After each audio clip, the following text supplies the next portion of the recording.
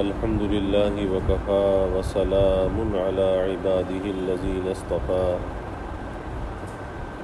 أما بعد فأعوذ بالله من الشيطان الرجيم بسم الله الرحمن الرحيم وما أصابكم من مصيبة فبما كسبت أيديكم ويعفو عن كثير قال النبي صلى الله عليه وسلم التائب من الذنب كمن لا ذنب له أو كما قال عليه الصلاة والتسليم رب اشرح لي صدري ويسر لي أمري واحلل عقدة من لساني يفقهوا قولي سبحانك لا علم لنا إلا ما علمتنا إنك أنت العليم الحكيم إن الله وملائكته يصلون على النبي يا أيها الذين آمنوا صلوا عليه وسلموا تسليما اللهم صل على محمد عبدك ورسولك وصل على المؤمنين والمؤمنات والمسلمين والمسلمات صدق الله العظيم وصدق رسوله النبي الكريم ونحن على ذلك لمن الشاهدين والشاكرين والحمد لله رب العالمين۔ توفیق الہی اپنے محبوب مرشد پاک کی برکت سے ماہ رمضان میں ظہر کے بعد کی اس نشست میں حالات حاضرہ کے تناسب میں اس پر بات چل رہی ہے کہ اللہ کے ساتھ اپنے تعلق کو مضبوط کیسے کیا جائے، کہ حالات حاضرہ کا تقاضا بھی ہے اور رمضان کا مہینہ بھی ہے۔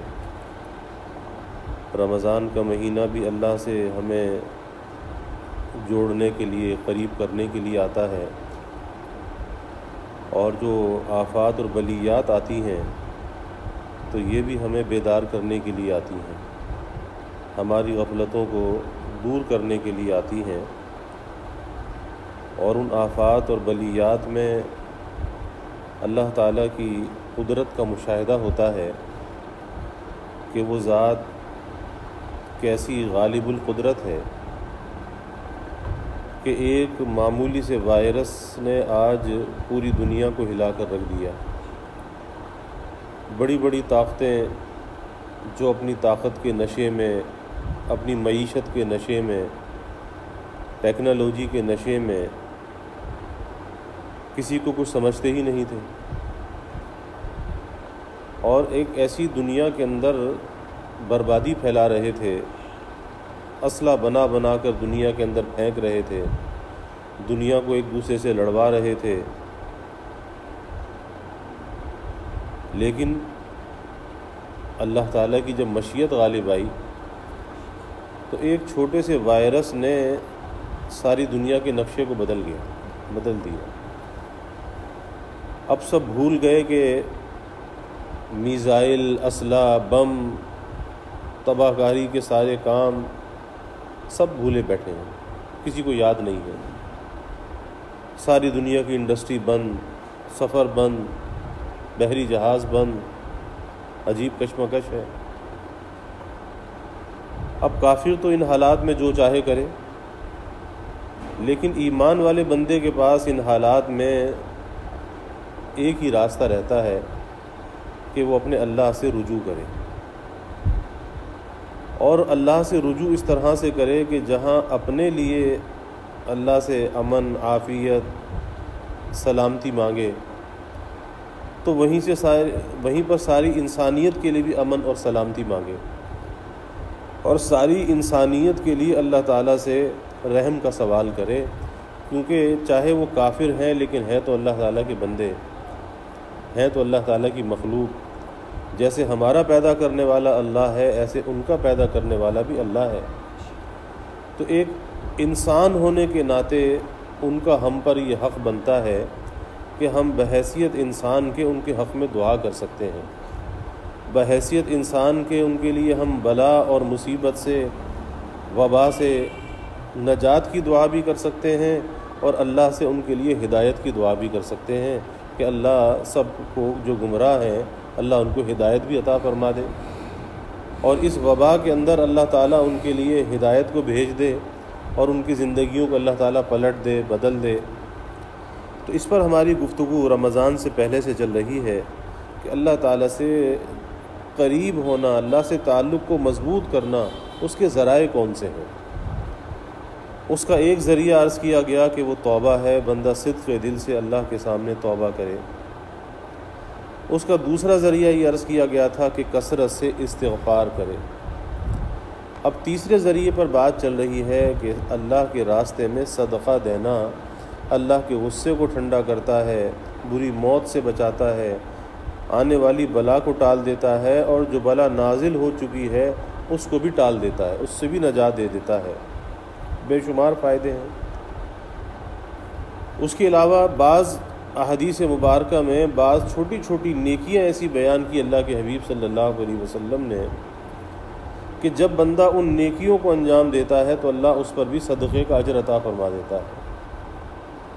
اور وجہ یہ ہے کہ کوئی بندہ کسی نیکی کے اجر و ثواب سے محروم نہ رہے۔ ایک آدمی ہے، اس کی مالی حیثیت نہیں ہے کہ وہ اللہ کے راستے میں کچھ خرچ کر سکے، مالی حیثیت نہیں ہے، اب اس کا کیا مطلب، کیا وہ صدقے کے ثواب سے محروم رہ جائے؟ تو اللہ کے حبیب صلی اللہ علیہ وسلم نے ایسی چھوٹی چھوٹی نیکیاں بتائیں، تعلیم فرمائی کہ جس کے ذریعے سے بندہ صدقے کے اجر و ثواب کو پا سکتا ہے۔ مثلا برائی سے روکنا صدقہ ہے۔ ایک آدمی کسی برائی کے اندر مبتلا ہے، اب اس کو برائی سے روک دینا یہ بھی صدقے کا اجر و ثواب رکھتا ہے۔ پھر کسی کو نیکی کا حکم کرنا یہ بھی صدقے کا ثواب رکھتا ہے۔ پھر تیسری بات اس پر چل رہی تھی کہ اللہ کے حبیب صلی اللہ علیہ وسلم نے فرمایا کہ لا الہ الا اللہ کہنا یہ بھی صدقہ ہے، لا الہ الا اللہ کہنا یہ بھی صدقہ ہے۔ تو اس پر بات چل رہی تھی کہ یہ جو کلمہ ہے یہ ہمارے دین اور اسلام کی اور ہمارے عقیدے کی بنیاد ہے، اور یہ ایسا کلمہ ہے کہ جو ہماری پوری زندگی کو احاطہ کیے ہوئے ہے۔ پوری زندگی اب جو ہم نے گزارنی ہے، جب دل کی سچائی کے ساتھ، تصدیق کے ساتھ جب ہم نے یہ بات کہہ دی لا الہ الا اللہ، اب ساری کی ساری زندگی اس کلمے کے تابع گزارنی ہے۔ ہماری ساری زندگی کا جو دستور ہے اس مختصر سے کلمے کے اندر موجود ہے کہ جب ہم نے اللہ کو اپنا رب مان لیا، پروردگار مان لیا، خالق اور مالک مان لیا، رازق مان لیا، اب اس کے بعد زندگی اپنی مرضی سے نہیں گزارنی بلکہ اس کی مرضی کے تابع گزارنی ہے، اپنی من چاہی نہیں گزارنی بلکہ رب چاہی گزارنی ہے۔ اور عجیب یہ کلمہ ہے، حدیث شریف میں آتا ہے اللہ کے حبیب صلی اللہ علیہ وسلم نے فرمایا کہ جب آدمی صدق دل کے ساتھ یہ کلمہ پڑھتا ہے، اخلاص کے ساتھ، سچائی کے ساتھ، لا الہ الا اللہ محمد الرسول اللہ صلی اللہ علیہ وسلم، اخلاص کے ساتھ پڑھتا ہے، فرمایا اللہ اس کی زندگی بھر کے گناہوں کو معاف کر دیتا ہے۔ اخلاص کے ساتھ جب یہ کلمہ پڑھتا ہے تو زندگی بھر کے گناہوں کو اللہ تعالیٰ معاف کر دیتا ہے۔ اس کلمے کی جو قیمت ہے اور صلہ ہے بہت بڑا ہے، یعنی انسان کے تصور سے کہیں بلند اللہ تعالیٰ اس کا صلہ عطا فرماتا ہے۔ اب کوئی یوں کہے کہ ایک آدمی ساری زندگی گناہ کرتا ہے، 10 20 سال 50 سال وہ گناہ کرتا رہا، اور سچائی کے ساتھ جب اخلاص کے ساتھ اللہ کو راضی کرنے کے لیے کلمہ پڑھا تو اللہ تعالیٰ نے اس کی زندگی بھر کے گناہ معاف کر دیے۔ تو یہاں پر دو باتیں ہیں، ایک بات تو یہ ہے کہ جہاں پر اس قسم کے فضائل آتے ہیں تو وہاں اس سے مراد یہ ہوتی ہے کہ اللہ تعالیٰ صغیرہ گناہوں کو معاف کر دیتے ہیں، اور کبیرہ کے لیے توبہ شرط ہے کہ بندہ توبہ کر کے اپنا معاملہ صاف کر لے، کیونکہ اس کے اندر حقوق بھی آ جاتے ہیں۔ جب تک کہ بندہ حقوق کو ادا نہ کرے اس وقت تک اس کا وہ گناہ معاف نہیں ہوتا۔ اور دوسری بات یہ ہے جو بزرگوں نے بیان فرمائی کہ اس کلمے کے اندر جب اتنی تاثیر ہے کہ 100 سال کا کافر 100 سال کفر کرنے کے بعد جب سچے دل کے ساتھ یہ کلمہ پڑھتا ہے، اخلاص کے ساتھ کلمہ پڑھتا ہے، تو اس کلمے کے اندر وہ تاثیر ہے کہ اس کے پچھلے سب گناہوں کو اللہ معاف کر دیتا ہے، ساری زندگی کے کفر کو اللہ تعالیٰ مٹا دیتا ہے، معاف کر دیتا ہے۔ تو جس کلمے کے اندر اتنی تاثیر ہو کہ زندگی بھر کے ایک کافر کے کفر کو مٹا دے، کفر کو ختم کر دے، تو پھر گناہ کو مٹا دینا کون سی مشکل بات ہے؟ ایک ایمان والے بندے کے گناہ کو اگر یہ کلمہ مٹا دے تو اس میں کون سی مشکل ہے؟ اسی لیے اللہ کے حبیب صلی اللہ علیہ وسلم نے فرمایا کہ جب اخلاص کے ساتھ بندہ یہ کلمہ پڑھتا ہے تو اللہ زندگی بھر کے گناہوں کو معاف کر دیتا ہے، کیونکہ اللہ کے یہاں اس کلمے کا جو مقام ہے وہ بہت بلند ہے، بہت بلند ہے۔ یہی وجہ ہے کہ اللہ تعالیٰ اس کی جو قیمت عطا فرمائے گا، صلہ جو عطا فرمائے گا، حدیث شریف میں آتا ہے کہ اس کو میزان عمل میں نہیں تولے گا، بلکہ اس کا صلہ اللہ تعالیٰ علیحدہ سے عطا فرمائے گا۔ اب اس کا ذکر کس طرح سے کیا جائے اس کلمے کا؟ کیونکہ اس کلمے کے 2 حصے ہیں، اسی لیے اس کو توڑ اور جوڑ کا ذکر بھی کہتے ہیں، اور اسے نفی اور اثبات کا ذکر بھی کہتے ہیں۔ توڑ اور جوڑ کا ذکر اس اعتبار سے کہتے ہیں کہ مخلوق سے تعلق کا توڑنا اور خالق سے تعلق کا جوڑنا، کیونکہ یہ لا الہ جو ہے، لا الہ جب بندہ کہتا ہے تو ذرا دل میں اس تصور کو لے کر آئے، لا الہ نہیں ہے کوئی معبود۔ اب جب اس نے یہ کلمہ کہا لا الہ نہیں ہے کوئی معبود، اب اللہ کا جو غیر ہے، ما سوی اللہ ہے، اس نے سب کی نفی کر دی، سب کی نفی کر دی۔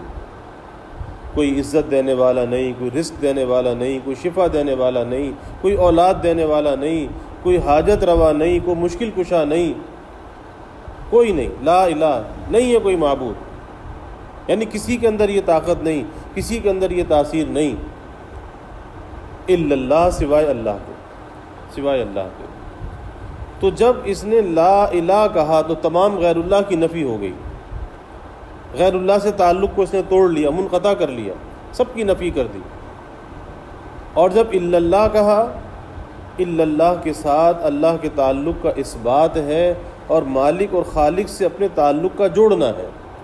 اسی لیے کہا جاتا ہے کہ یہ توڑ، جوڑ اور توڑ کا ذکر ہے، اور نفی اور اثبات کا ذکر ہے کہ جس میں غیر اللہ کی نفی ہے اور اللہ تعالیٰ کے تعلق کا اثبات ہے۔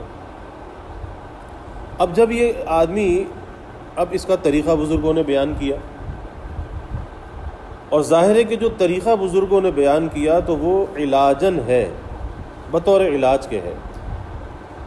کوئی یہ کہے کہ جی جیسے صوفیہ کے ہاں تعلیم کیا جاتا ہے کہ اس طرح سے ذکر کرو، اتنی آواز کے ساتھ ذکر کرو، اس طرح سے ضرب لگاؤ، تو بہت سے لوگ اعتراض کرتے ہیں کہ یہ چیز حدیث میں تو ہے نہیں، تو پھر یہ کوئی بدعت ہے، یہ کوئی رسم ہے، یہ کیا چیز ہے، کوئی نئی چیز ہے؟ تو بات یہ ہے کہ بعض چیزیں جو ہیں وہ ثواباً نہیں ہوتی بلکہ علاجاً ہوتی ہیں، علاجاً ہوتی ہے۔ مثلاً کوئی دوا ہے، اگر اس دوا کو کوئی آدمی اپنی مرضی سے استعمال کرتا ہے، اب چاہے اس کی زیادہ مقدار کو استعمال کرتا ہے لیکن اپنی مرضی سے کرتا ہے، اسے وہ دوا اتنا فائدہ نہیں دیتی۔ اور جب وہ طبیب کے پاس جاتا ہے تو طبیب اس کو بتاتا ہے کہ اس دوا کو ایسے استعمال کرنا ہے، اتنی مقدار میں استعمال کرنا ہے، وہی دوا اس طریقے سے اور کم مقدار میں زیادہ فائدہ دیتی ہے۔ وجہ کیا ہے؟ کہ کسی طبیب نے اس کو بتایا ہے، طبیب کے کہنے پر استعمال کر رہا ہے۔ تو اسی طریقے سے یہاں پر بھی یہی بات ہے کہ علاج کا کرنا تو سنت ہے، دوا کا استعمال کرنا تو سنت ہے، لیکن اب اس میں جو اس کی کوئی آدمی کہے جی میں تو علاج تو کر رہا ہوں نا، تو ٹھیک ہے اپنے طور پر علاج کرتا رہے، لیکن تجھے اس کا فائدہ حاصل نہیں ہوگا. تو کتنی زیادہ مقدار میں دوا لیتا رہے تجھے فائدہ حاصل نہیں ہوگا. اسی لیے منع کیا جاتا ہے کہ بہت سے لوگ مختلف جگہ پہ، آج کل تو یہ سوشل میڈیا کا زمانہ ہے، پہلے پرنٹ میڈیا کا زمانہ تھا، اب جہاں سے کہیں کوئی وظیفہ لکھا ہوا دیکھا، اس کو کوئی فائدہ دیکھا، اسے استعمال کرنا شروع کر دیا، پڑھنا شروع کر دیا. ارے بھائی یہ سوچو کہ اس کی ضرورت ہے یا نہیں ہے. اللہ والوں کے پاس جب کوئی بندہ جاتا ہے وہ طبیب باطن ہوتے ہیں، اور آنے والے کے حسب حال اللہ تعالیٰ ان کے دلوں میں نسخے الہام فرماتے ہیں کہ کس کے لیے کیا چیز مفید ہوتی ہے. اور جس کو وہ جو کچھ تعلیم کرتے ہیں تو ظاہر ہے کہ وہ من جانب اللہ الہام ہوتا ہے، اللہ اس کے اندر فائدہ اور نفع رکھ دیتا ہے. یہی وجہ ہے کہ اپنے طور پر اگر آدمی 100 تسبیح کر رہا ہے اور کسی اللہ والے کی بتائی ہوئی 2 تسبیح کر رہا ہے، اسے وہ 2 تسبیح کا فائدہ زیادہ ہوتا ہے بنسبت اس 100 تسبیح کے. کس وجہ سے؟ کہ وہ 100 تسبیح جو کر رہا ہے وہ اپنی مرضی سے کر رہا ہے، اور یہ 2 تسبیح اپنی رائے کو فنا کر کے کر رہا ہے. اور یہ راستہ اللہ کو پانے کا جو راستہ ہے، اللہ تک پہنچنے کا جو راستہ ہے، طریق اللہ، یہ اپنی تجویز کو فنا کرنے کا راستہ ہے، اپنی تجویز پر چلنے کا راستہ نہیں. کیونکہ جو اپنی تجویز پر چلا اس راستے میں کبھی کامیاب نہیں ہوا. یہ تو فنا کا راستہ ہے، اور اس فنا میں سب سے پہلے اپنی رائے کا فنا ہے. اسی لیے مولانا روم نے فرمایا، بے رفیق ہر کے شد در راہ عشق، عمر بگذشت نشد آگاہ عشق. کہ بغیر رہبر اور رفیق کے اگر تو اس راستے میں چلے گا، بغیر رہبر کے چلے گا کہ جی میں بھی تو پہنچ سکتا ہوں نا، یہاں سے میں بھی گھنٹہ گھر جا سکتا ہوں، میں بھی جامع مسجد جا سکتا ہوں، میں بھی جا سکتا ہوں، تو شاید پہنچ تو جائے لیکن ٹھوکریں کھاتا ہوا جائے، بھٹکتا ہوا جائے، وقت کو ضائع کرتا ہوا جائے، اپنی صحت اور توانائی کا نقصان کرتا ہوا جائے. لیکن اگر کسی رہبر کا دامن تو پکڑ لے گا، کوئی رہبر اگر تیرے ساتھ ہو، یا تجھے رہبر اگر تجھے صرف بتا دے کہ یوں چلے جانا، تو بڑی آسانی کے ساتھ پہنچ جائے گا. اپنے طور پر جو تو راستہ طے کر رہا ہوگا اس میں تذبذب موجود ہوگا، تذبذب ہوگا. تذبذب کیا ہوگا؟ ارے پتہ نہیں صحیح راستے پہ جا بھی رہا ہوں یا نہیں جا رہا، ارے میں گھنٹہ گھر پہنچ جاؤں گا یا نہیں پہنچ جاؤں گا، میں جامع مسجد پہنچ جاؤں گا یا نہیں پہنچ جاؤں گا. اب یہ تذبذب جو ہے، تذبذب کے ساتھ کبھی انسان کو نفع نہیں ہوتا، نفع تو یقین کے ساتھ ہوتا ہے. اور اللہ والوں کی صحبت میں، اللہ والوں کے بتائے ہوئے طریقے پر جو عمل کرتا ہے اس میں ایک یقین ہوتا ہے. یہی وجہ ہے کہ اس کا فائدہ زیادہ ہوتا ہے، فائدہ زیادہ ہوتا ہے. ایک آدمی اپنے طور پر، آج کل میڈیکل اسٹور ہے، جا کے کوئی دوائی استعمال کر لے، کر تو لے گا لیکن بے یقینی کے ساتھ کرے گا. چاہے وہ زیادہ مقدار میں استعمال کر لے لیکن بے یقینی ایسی ہوگی اس دوا کا فائدہ نہیں ہوگا. اور ڈاکٹر اسے کہے گا کہ نہیں تجھے تو کسی دوا کی ضرورت ہی نہیں ہے. بس اتنا کہنے سے بھی تسلی ہو جائے گی، اتنا کہنے سے کہ میاں تم تو ٹھیک ہو، تمہیں کوئی ضرورت ہی نہیں ہے. یا وہ یہ کہے گا کہ نہیں بس فلاں دوا اتنی مقدار میں لے لو کافی ہے، اتنے دن تک لے لو کافی ہے. تو کیا ہوگا؟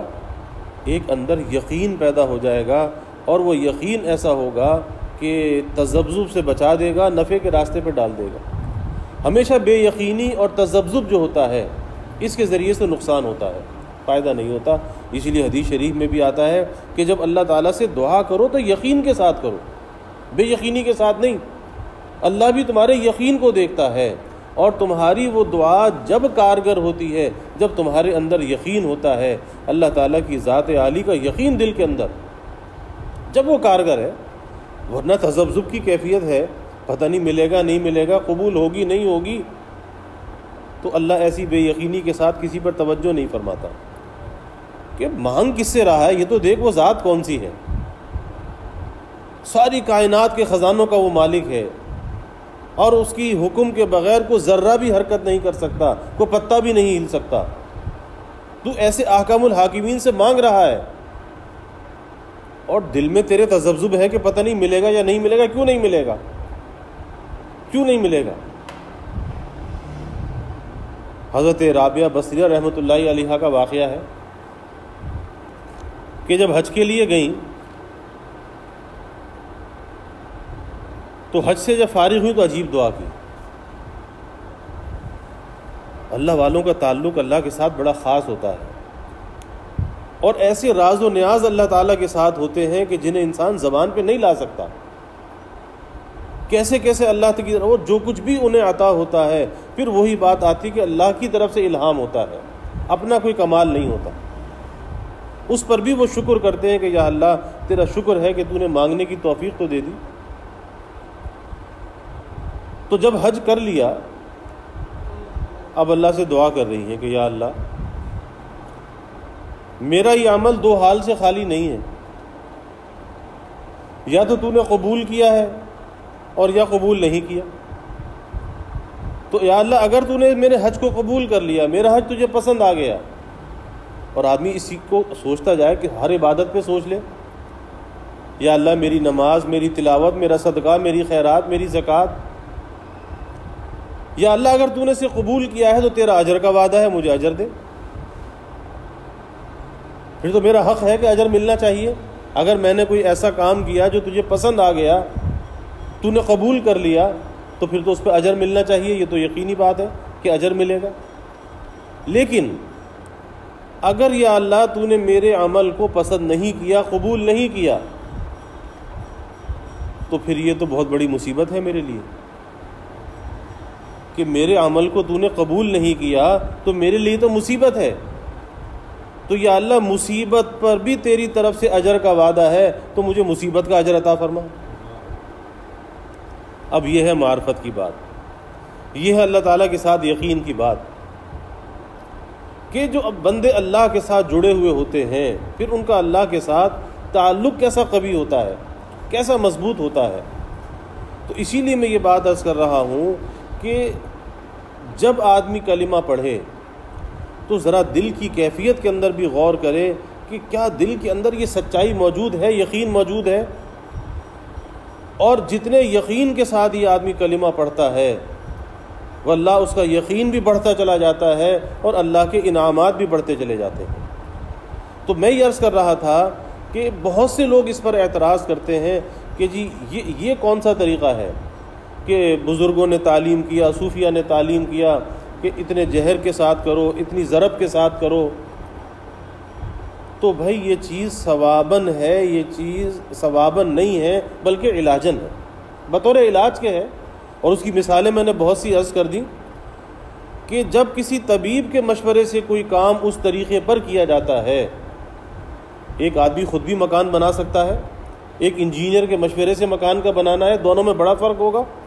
اپنے طور پہ بنا تو لے گا لیکن نہ اس کے اندر وہ حسن ہوگا، نہ پائیداری ہوگی. اور ایک انجینئر کے مشورے سے اگر بنائے گا تو اس کے اندر حسن بھی ہوگا، پائیداری بھی ہوگی، اور وہ عمارت بھی شاندار ہوگی اور راحت کا ذریعہ بھی ہوگی. اور پھر سب سے بڑی بات کیا کہ خود بنانے میں تذبذب ہوگا. اور جب کسی رہبر کی رہبری ساتھ ہوگی، انجینئر کا مشورہ ساتھ ہوگا، تو یقین ہوگا کہ ہاں کام صحیح ہو رہا ہے، تو تذبذب سے بچ جائے گا.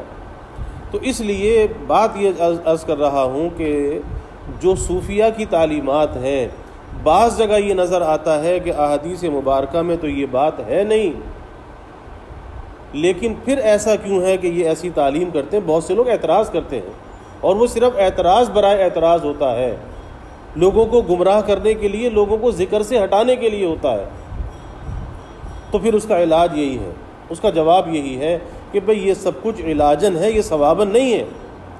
اگر کوئی آدمی اس طرح سے نہ بھی کرے تو جب بھی اللہ کے نام کا فائدہ تو ہے، اس سے کوئی انکار نہیں کر سکتا، فائدہ تو ہے. لیکن پھر وہی بات آتی ہے کہ اپنے طور پر اگر لگا رہا تو اسے وہ فائدہ نہیں ہوگا جو کسی رہبر کے بتائے ہوئے طریقے سے ہوگا. اس پر مجھے واقعہ یاد آیا کہ حضرت حضور نبی کریم صلی اللہ علیہ وسلم نے رات کے وقت دیکھا کہ حضرت ابو بکر رضی اللہ عنہ نوافل میں قرآن مجید پڑھ رہے ہیں اور آہستہ آواز سے پڑھ رہے ہیں. پھر حضرت عمر رضی اللہ تعالیٰ عنہ کو دیکھا کہ بلند آواز سے پڑھ رہے ہیں. اب نوافل میں قرآن مجید کی تلاوت چاہے سرن ہو یا جہرن ہو، دونوں طرح سے صحیح ہے. اب ہر ایک کا اپنا اپنا ذوق ہے، لیکن عمل عند الشرع صحیح ہے۔ آپ نے دونوں کو طلب فرمایا، صبح کو پوچھا، حضرت ابو بکر رضی اللہ عنہ سے پوچھا کہ آپ اتنی آہستہ تلاوت کیوں کر رہے تھے؟ جواب دیا کہ جس کو سنا رہا تھا وہ سن رہا تھا، اللہ تو سن رہا تھا۔ حضرت عمر رضی اللہ تعالیٰ عنہ سے پوچھا کہ آپ اتنی بلند آواز میں تلاوت کیوں کر رہے تھے؟ تو عرض کیا کہ یا رسول اللہ صلی اللہ علیہ وسلم، میں شیطان کو بھگا رہا تھا، سوتے ہوئے کو جگا رہا تھا، سوتے ہوئے کو جگا رہا تھا۔ اب دونوں کا یہ جواب بھی ہے، دونوں کا عمل بھی صحیح ہے، لیکن اللہ کے حبیب صلی اللہ علیہ وسلم نے حضرت ابو بکر رضی اللہ تعالی عنہ سے فرمایا کہ آپ اپنی آواز کو ذرا بلند کر لیجئے، اور حضرت عمر رضی اللہ تعالی عنہ سے فرمایا کہ آپ اپنی آواز کو ذرا پست کر لیجئے۔ اب یہاں پر علماء نے بحث کی کہ عمل تو دونوں کا صحیح تھا، پھر آپ نے ایک کی آواز کو پست کرایا، ایک کی آواز کو بلند کروایا، آخر اس کی وجہ کیا ہے؟ عند الشرع تو عمل صحیح تھا، اس کی کیا وجہ ہے؟ تو مجدد تھانوی رحمۃ اللہ علیہ نے یہ بات لکھی کہ بات دراصل یہ ہے کہ پہلے دونوں کا عمل اپنی رائے سے تھا، اور شیخ مرید کو اس کی رائے سے ہٹا دیتا ہے، کیونکہ خود رائے کے ساتھ اس عمل کا فائدہ نہیں ہوتا جب تک کہ آدمی اپنی رائے کو فنا نہ کرے۔ تو اس لیے میں یہ عرض کر رہا تھا کہ اس کلمے کے دو حصے ہیں، ایک نفی اور ایک اثبات، ایک توڑ اور ایک جوڑ، مخلوق سے تعلق کا توڑنا، مالک اور خالق سے تعلق کا جوڑنا، اور غیر اللہ کی نفی اور اللہ کے تعلق کا اثبات۔ آگے پھر اس کا طریقہ ہے کہ کس طرح سے یہ ذکر کیا جائے، کتنا کیا جائے، یہ انشاءاللہ تعالی آئندہ کل عرض کریں گے، لیکن یہ بات ذہن میں رہنی چاہیے کہ جہرن ذکر کرنا یہ علاجن ہے، ثوابن نہیں ہے۔ اسی طریقے سے جو صوفیہ طریقے تعلیم کریں اس طریقے پر ذکر کرنا وہ بھی ثوابن نہیں ہے، بلکہ علاجن ہے، بطور علاج کے ہے، اور کبھی جب اس علاج سے فائدہ ہو جاتا ہے پھر وہ طریقے چھڑوا دیے جاتے ہیں، زہر کم کرا دیا جاتا ہے یا زہر چھڑوا دیا جاتا ہے، بہت سی باتیں پیش آتی ہیں، لیکن کبھی کسی اللہ والے پر تنقید نہیں کرنی چاہیے، تنقید برائے تنقید نہیں ہونی چاہیے، کسی کو ٹارگٹ اور نشانہ نہیں کرنا چاہیے، ورنہ اللہ تعالیٰ کی طرف سے انسان پر آزمائش آ جاتی ہے، پھر اللہ کا اعلان جنگ ہے کہ جو میرے ولی سے عداوت رکھے، اللہ کہتا ہے کہ میرا اس سے اعلان جنگ ہے۔ اللہ تعالیٰ ہمیں کثرت ذکر کی توفیق عطا فرمائے، اور اس کلمے کی اللہ حقیقت پہچاننے کی اور اس پر عمل کرنے کی اور اس کے ورد رکھنے کی اللہ ہمیں توفیق عطا فرمائے۔ وآخر دعوانا الحمدللہ رب العالمین، الحمدللہ رب العالمین والعاقبۃ للمتقین، والصلاة والسلام علی اشرف الانبیاء والمرسلین، اللہم صل علی سیدنا و مولانا محمد وعلی آل سیدنا و مولانا محمد وبارک وسلم۔ ربنا آتنا فی الدنیا حسنہ وفی الآخرۃ حسنہ وقنا عذاب النار۔ ربنا اتمم لنا نورنا واغفر لنا انک علی کل شیء قدیر۔ ربنا ظلمنا انفسنا وان لم تغفر لنا وترحمنا لنکونن من الخاسرین۔ ربنا هب لنا من ازواجنا وذریاتنا قرۃ اعین واجعلنا للمتقین اماما۔ اللہم اعنا علی ذکرک وشکرک وحسن عبادتک۔ اللہم افتح اقفال قلوبنا بذکرک واتمم علینا نعمتک واسبغ علینا من فضلک واجعلنا من عبادک الصالحین۔ اللہم افتح مسامع قلوبنا لذکرک وارزقنا طاعتک وطاعت رسولک وعملا بکتابک۔ اللہم طہر قلوبنا من النفاق واعمالنا من الرياء والسنتنا من الكذب واعیننا من الخیانہ فانک تعلم خائنۃ الاعین وما تخفی الصدور۔ اللہم انا نعوذ بک من جہد البلاء ودرک الشقاء وسوء القضاء وشماتۃ الاعداء۔ اللہم انا نعوذ بک من زوال نعمتک وتحول عافیتک وفجاءۃ نقمتک وجميع سخطك يا حي يا قيوم برحمتك نستغيث أصلح لنا شأننا كله ولا تكلنا إلى أنفسنا طرفة عين اللهم اغفر ذنوبنا واستر عيوبنا واشرح صدورنا واحفظ قلوبنا ونبر قلوبنا ويسر أمورنا وحسن مرادنا وتمم تقصيرنا اللهم نجنا مما نخاف يا حفي الألطاف يا حفي الألطاف اللهم أحسن عاقبتنا في الأمور كلها وأجرنا من خزي الدنيا وعذاب الآخرة اللهم أرنا الحق حقا وارزقنا اتباعه وأرنا الباطل باطلا وارزقنا اجتنابه اللهم إنا نسألك العفو والعافية والمعافاة الدائمة في الدين والدنيا والآخرة والفوز بالجنة والنجاة من النار اللهم إنا نسألك من خير ما سألك منه نبيك سيدنا محمد صلى الله عليه وسلم ونعوذ بك من شر ما استعاذك منه نبيك سيدنا محمد صلى الله عليه وسلم وأنت المستعان وعليك البلاغ ولا حول ولا قوة إلا بالله وجزى الله عنا محمدا صلى الله عليه وسلم ما هو آله وصلى الله تعالى وسلم على النبي الكريم آمين برحمتك يا